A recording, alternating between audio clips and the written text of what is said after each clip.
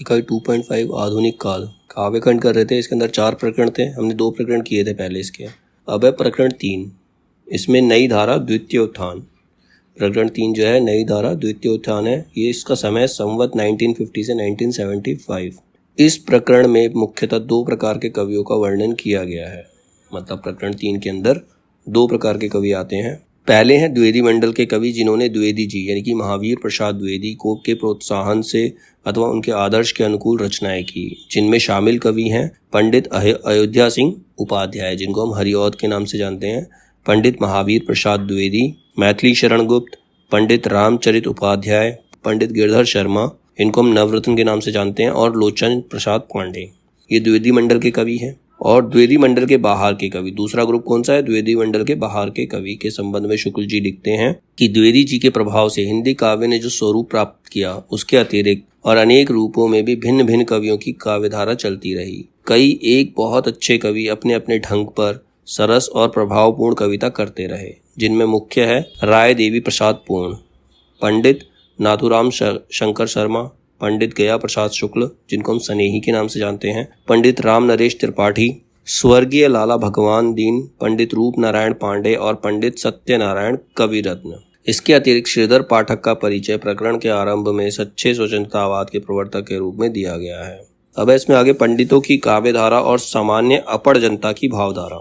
पंडितों की काव्यधारा और जो सामान्य जनता जो अनपढ़ थी, उनकी भावधारा किस प्रकार की थी? पंडितों की बंधी प्रणाली पर चलने वाली काव्यधारा के साथ साथ सामान्य अपढ़ जनता के बीच एक स्वच्छंद और प्राकृतिक भावधारा भी गीतों के रूप में चलती रही। ठीक उसी प्रकार जैसे बहुत काल में स्थिर चली आती हुई पंडितों की साहित्य भाषा के साथ साथ लोक भाषा की स्वाभाविक धारा भी बराबर चलती रही है। पंडित तो क्या होते हैं? जो पढ़ा लिखा होता है, जो पंडित होता है, वो क्या होता है? सारी चीजों को देख कर, हर चीज को मिलाकर करता है, काम करता है। ठीक है, सारे नियमों का पालन करता है। जबकि जो एक सामान्य अनपढ़ व्यक्ति होता है, गीत वो भी गा सकता है, लेकिन वो अपनी भाषा में अपने तरीके से गाता चला जाता है। जब पंडितों की काव्य भाषा स्थिर होकर उत्तरोत्तर आगे बढ़ती हुई लोक भाषा दूर पड़ जाती है। अब क्या होता है? जो पंडितों की काव्य भाषा होती है वो धीरे धीरे लोक भाषा से दूर होती चली जाती है और जनता के हृदय पर प्रभाव डालने की उसकी शक्ति क्षीण होने लगती है। तब शिष्ट समुदाय लोक भाषा का सहारा लेकर अपनी काव्य परंपरा में नया जीवन डालता है। तो फिर जो शिष्ट समुदाय, जो पढ़ा लिखा समुदाय है, वो लोक भाषा को ही अपनी काव्य की भाषा बनाता है ताकि लोग उसको पढ़ सकें, उसको समझ सकें। यही प्राकृतिक नियम काव्य के स्वरूप के संबंध में भी अटल समझना चाहिए। जब जब शिष्टों का काव्य पंडितों द्वारा बंद कर निश्चेष्ट और संकुचित होगा, तब उसे सजीव और चेतन प्रसार देश की सामान्य जनता के बीच स्वच्छंद बहती हुई प्राकृतिक भावधारा के जीवन दत्त ग्रहण करने से ही प्राप्त होगा। मतलब जब हम किसी को बिल्कुल टिपिकल भाषा में लिख दे, सब कुछ नियमों से और सारी नियमों का पालन करते, हमने कुछ भी रचना कर दी, सामान्य जनता को उसमें इंटरेस्ट ही नहीं आएगा। जब तक उनकी लोक भाषा की बातचीत की भाषा के शब्द उसके अंदर नहीं होंगे, वो समझ नहीं पाएंगे। अभी भी गाँव में जाओगे तो देहाती रागनी वगैरह लोग ज़्यादा सुनते हैं, बल्कि बजाय कि न्यू सॉन्ग्स के वो देहाती सॉन्ग्स, रागनी, ये सब चीज़ें, आला, यूपी में जाएंगे तो आला, राग, ये सब चीज़ें सुनना ज़्यादा पसंद करते हैं। तो इसीलिए आजकल के जो अपने आप को पॉपुलर करना चाहते हैं, वो इनका सहारा लेते हैं आगे बढ़ने के लिए।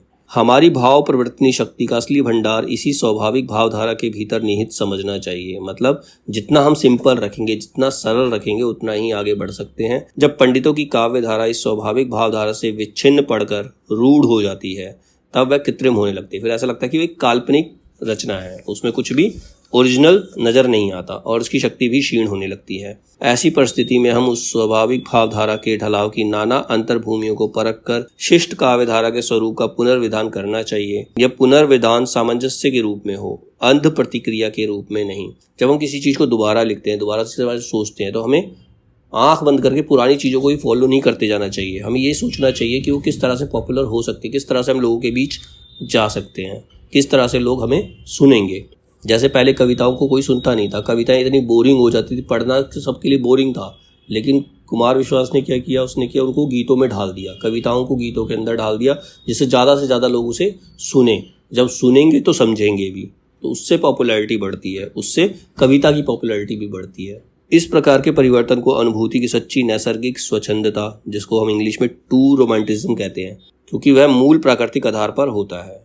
मतलब जब हम नॉर्मली किसी चीज़ की रचना करते हैं, नॉर्मली कोई गीत लिखते हैं, कुछ भी लिखते हैं, आम लोक भाषा में लिखते हैं, लोगों से जुड़कर लिखते हैं, उनकी भावनाओं के बारे में लिखते हैं, तो उनका आधार अगर प्राकृतिक है तो वो लोगों तक जल्दी पहुंचती है, वो बात लोगों तक जल्दी पहुंच जाती है। रीतिकाल की रूढ़ियों के संदर्भ में लिखते हैं, हमारे साहित्य में रीतिकाल की जो रूढ़ियाँ हैं वे किसी और देश की नहीं हैं। हमने क्या किया, रीतिकाल से जो चला आ रहा है उसी को फॉलो करते चले गए। उनका विकास इसी देश के साहित्य के भीतर संस्कृत में हुआ है। जो रीतिकाल में जो रूढ़ियाँ थी वो कहीं और से नहीं है। जब हम संस्कृत काव्य लिख रहे, संस्कृत भाषा चल रही थी, वहीं से वो रीतियाँ निकली हैं। संस्कृत काव्य और उसी के अनुकरण पर रचित प्राकृत अपभ्रंश काव्य भी हमारा ही पुराना काव्य है, पर पंडितों और विद्वानों द्वारा रूप ग्रहण करते रहने और कुछ बंद जाने के कारण जन साधारण की भावमयी वाग धारा से कुछ हटा सा लगता है। पर एक ही जाति के बीच आविर्भूत होने के कारण दोनों में कोई मौलिक पार्थक्य नहीं है, मतलब कोई डिफरेंस नहीं है, कोई ज़्यादा डिफरेंस है नहीं। अब पंडित श्रीधर पाठक हैं ये। पंडित श्रीधर पाठक के बारे में बताया गया, खड़ी बोली की कविताओं की अपेक्षा पाठक जी की ब्रज भाषा की कविता अधिक सरस और हृदय ग्रहणी है। इनकी मधुर स्मृति को चिरकाल तक बनाए रखने वाली है। उनके सवैये में हम ब्रज भाषा का जीता जाता रूप पाते हैं। मतलब जो पंडित श्रीधर पाठक है वो ब्रज भाषा की वजह से फेमस है, वो ब्रज भाषा की वजह से ही लोकप्रिय है। एकांतवासी योगी के संदर्भ में शुक्ल जी कहते हैं, उनकी सीधी सादी खड़ी बोली और जनता के बीच प्रचलित लय ही ध्यान देने योग्य नहीं है, किंतु उनकी कथा की सार्वभौम मार्मिकता भी ध्यान देने योग्य है। सार्वभौम मार्मिकता मतलब उनकी जो कथा होती है उसमें हर वर्ग के बारे में बताया जाता है, हर वर्ग का वो जिक्र करते हैं अपनी रचना के अंदर, इसीलिए वो भी ध्यान देने योग्य है। किसी के प्रेम में योगी होना और प्रकृति के निर्जन क्षेत्र में कुटी छा कर रहना एक ऐसी भावना है जो समान रूप से सब देशों के सब प्रकार के स्त्री पुरुषों के मर्म का स्पर्श स्वाभाविक रूप से करती आ रही है। सीधी सादी खड़ी बोली में अनुवाद करने के लिए ऐसी प्रेम कहानी चुनना जिसकी मार्मिकता अपढ़ स्त्रियों तक के गीतों की मार्मिकता के मेल में हो, पंडितों की बंधी हुई रूढ़ी से बाहर निकलकर अनुभूति के स्वतंत्र क्षेत्र में आने की प्रवृत्ति का घोतक हो, मतलब इस प्रकार की ही रचना होनी चाहिए। इस प्रकार की स्वतंत्रता का आभास पहले पंडित श्रीधर पाठक ने ही दिया।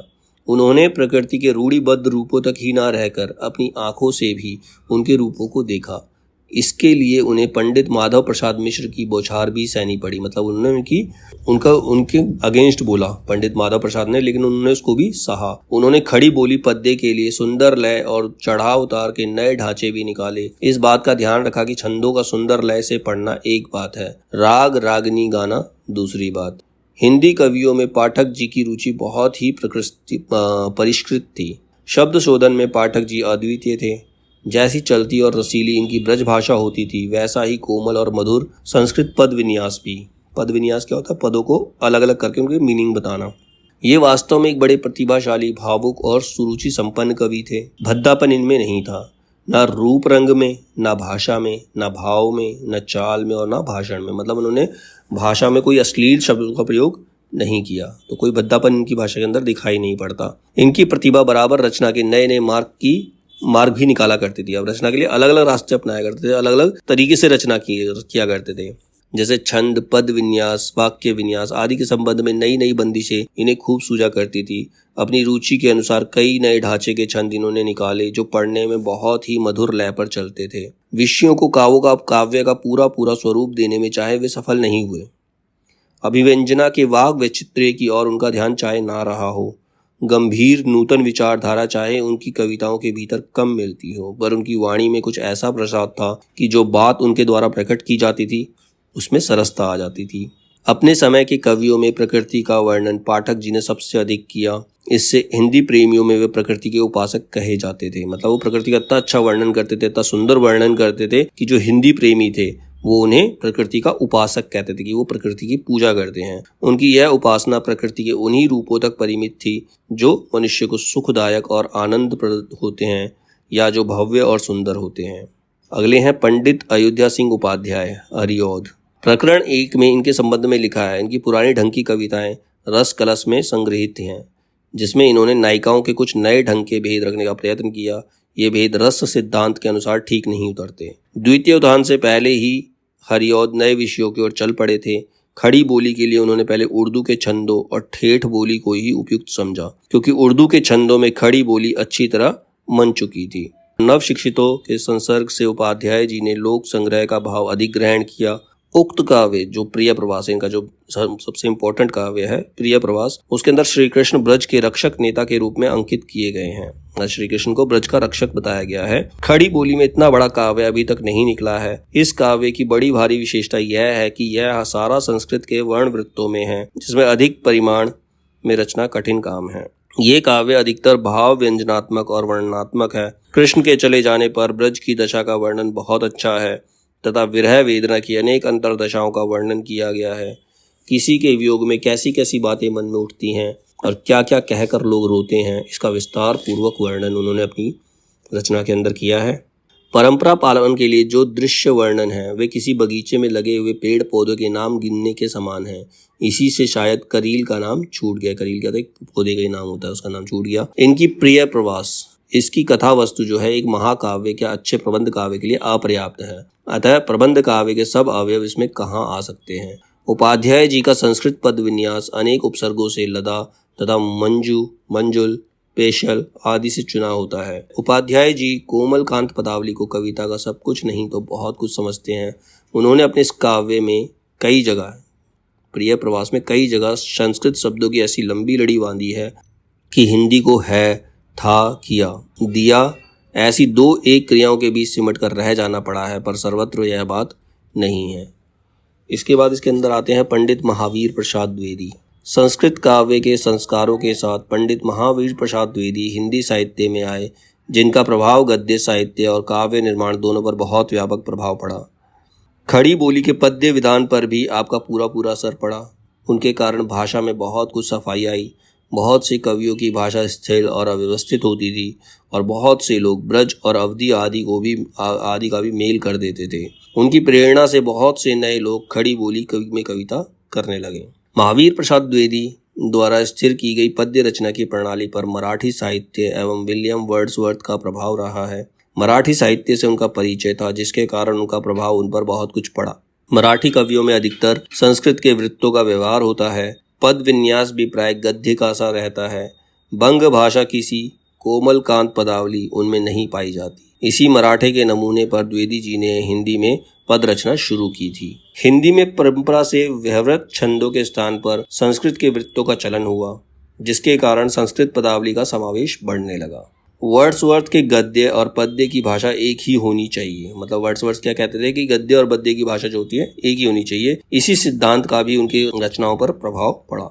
उनका जोर इस बात पर रहता था कि कविता बोलचाल की भाषा में होनी चाहिए। द्विवेदी जी मानते थे कि जो कविता होनी चाहिए वो बोलचाल की भाषा में होनी चाहिए। बोलचाल से उनका मतलब ठेठ या हिंदुस्तानी का नहीं रहता था, गद्य की व्यवहारिक भाषा का रहता। मतलब गद्य में जो व्यवहारिक भाषा है, जो आम बोलचाल की भाषा है, वो न कि ठेठ शब्दों का इस्तेमाल किया जाए। परिणाम यह हुआ कि उनकी भाषा बहुत अधिक गद्यवत हो गई। साथ ही द्विवेदी जी सरस्वती पत्रिका द्वारा बराबर कविता की में बोलचाल की सीधी सादी भाषा का आग्रह करते रहे, जिससे इतिवृत्तात्मक का मतलब होता है मैटर ऑफ फैक्ट, इतिवृत्तात्मक पद्यों का खड़ी बोली में ढेर लगने लगा। उनकी अधिकतर कविताएं इतिवृत्तात्मक हुई।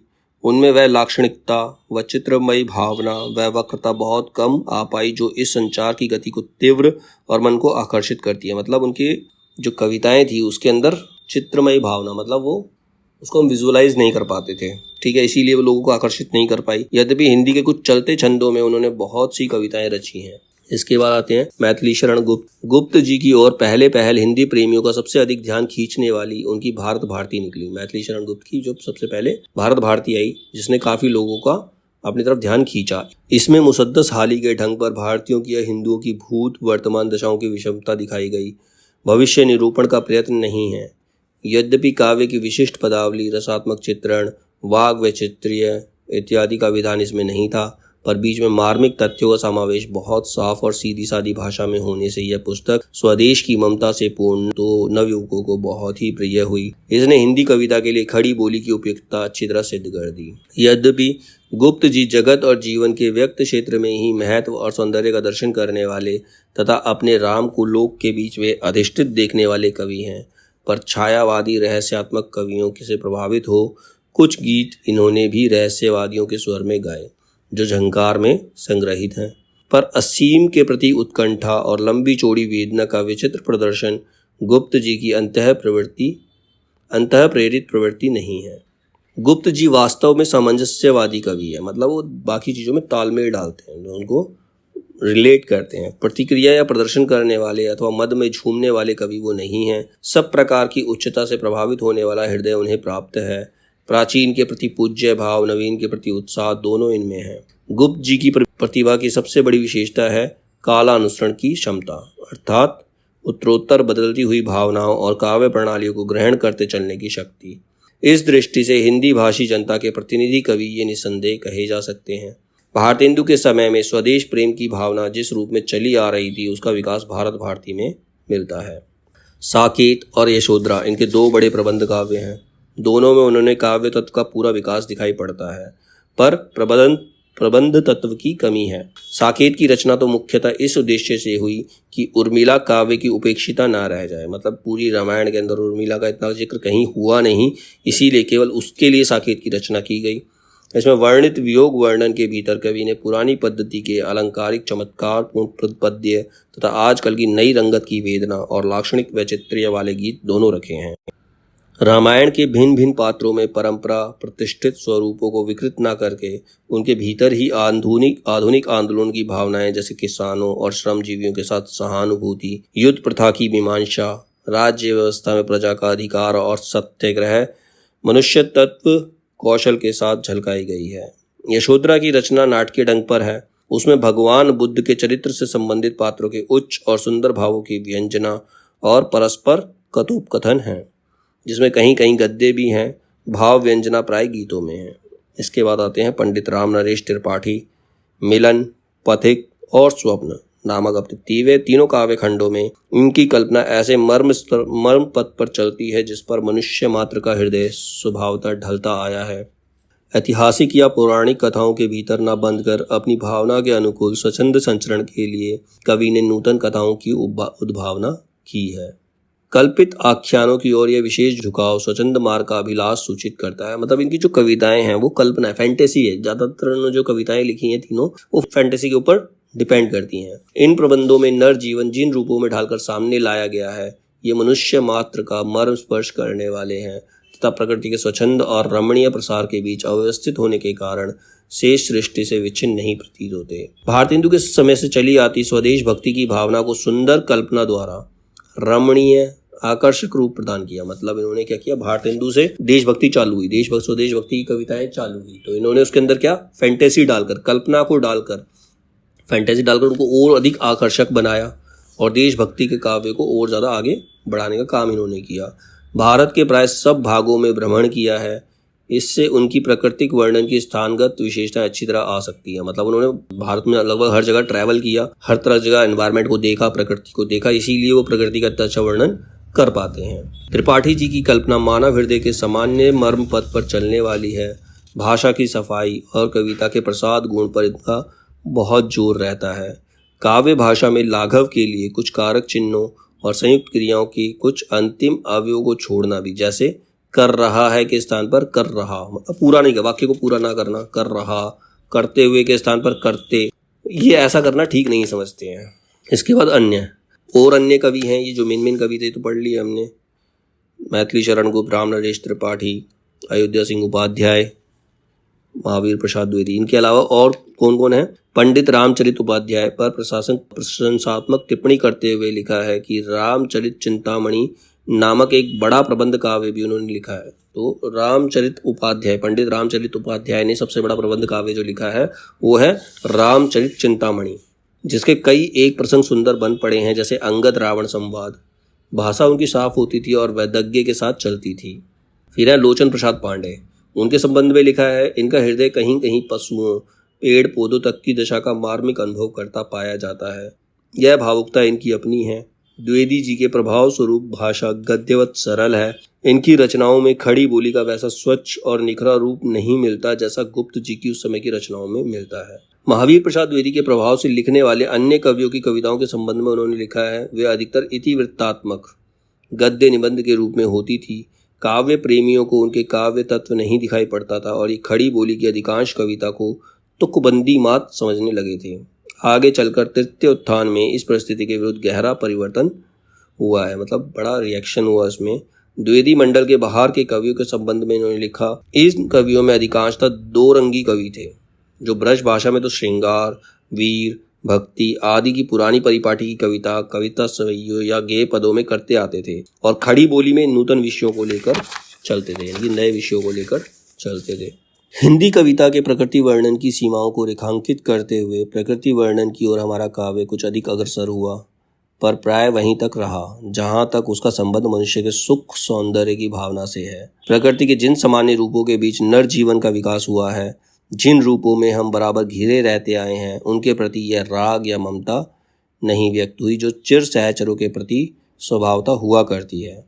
प्रकृति के प्राय वे ही चटकीले भड़कीले रूप लिए गए जो सजावट के काम के समझे गए। पूरी प्रकृति को एक्सप्लेन नहीं किया। जगत और जीवन के नाना रूपों और तथ्यों के बीच हमारे हृदय का प्रसार करने में वाणी जैसी तत्पर ना दिखाई पड़ी। राय देवी प्रसाद पूर्ण के संबंध में लिखा है, भारतेंदु, प्रेमघन आदि प्रथम उत्थान के कवियों के समान पूर्ण जी में भी देशभक्ति और राजभक्ति का समन्वय पाया जाता है। उनकी किनकी नाथुराम शंकर शर्मा की पदावली कुछ उदंडता लिए होती थी। इनका कारण यह है कि उनका संबंध आर्य समाज से रहा, जिसमें अंधविश्वास और सामाजिक कुरीतियों के उग्र विरोध की प्रवृत्ति बहुत दिनों तक जागृत रही। उसी अंतर्वृत्ति का आभास उनकी रचनाओं में दिखाई पड़ता है। फप्तियाँ और फटकार इनकी कविताओं की विशेषता है, मतलब सीधा सीधा ताने से मारते हैं, कटाक्ष करते हैं। ठीक है। गया प्रसाद शुक्ल स्नेही हिंदी के एक बड़े ही भावुक और सरस हृदय कवि हैं। उन लाला भगवान दीन खड़ी बोली में वीरों के चरित्र को लेकर बोलचाल की कड़कड़ाती भाषा में जोशीली रचना की है। भक्ति और श्रृंगार की पुराने ढंग की कविताओं में उक्ति चमत्कार वे अच्छा लाते थे। पंडित सत्यनारायण कविरत्न के संबंध में लिखते हैं कि रीति काल के कवियों की परंपरा पर ना चलकर वे या तो भक्ति काल के कृष्ण भक्त कवियों के ढंग पर चले हैं अथवा भारतेंदु काल की नूतन कविता की प्रणाली पर। ब्रजभूमि, ब्रज भाषा और ब्रजपति का प्रेम उनके हृदय की संपत्ति थी। ब्रज के अतीत दृश्य उनकी आंखों में फिरा करते थे। उन्होंने जीती जागती ब्रज भाषा लिखी है। उनकी ब्रज भाषा उसी स्वरूप में बंधी ना रहकर जो काव्य परंपरा के भीतर पाया जाता है, बोलचाल के चलते रूपों को लेकर चली है। बहुत से ऐसे शब्दों और रूपों का उन्होंने व्यवहार किया है जो परंपरागत काव्य भाषा में नहीं मिलते हैं।